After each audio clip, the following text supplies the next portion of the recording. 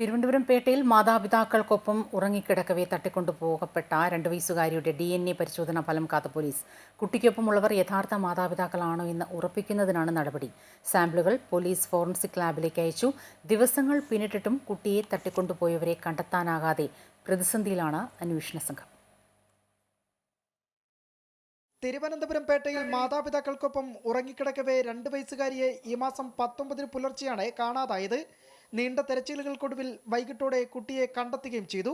എന്നാൽ ദിവസങ്ങൾ പിന്നിട്ടിട്ടും ദുരൂഹത തുടരുകയാണ്. കുട്ടിയെ തട്ടിക്കൊണ്ടുപോയതാണോ, ആണെങ്കിൽ ആര്, എന്തിനു വേണ്ടി തുടങ്ങിയ ചോദ്യങ്ങൾ ഇപ്പോഴും ബാക്കിയുമാണ്. കുടുംബാംഗങ്ങൾ നൽകിയ മൊഴികളിൽ വൈരുദ്ധ്യമുണ്ടെന്നാണ് പോലീസ് നിഗമനം. ഈ ഘട്ടത്തിലാണ് കുട്ടിയുടെ DNA പരിശോധന. കുട്ടിയിൽ നിന്നും മാതാവിൽ നിന്നും രക്തസാമ്പിളുകൾ സ്വീകരിച്ച് ഫോറൻസിക് ലാബിലേക്ക് അയച്ചിരിക്കുകയാണ്.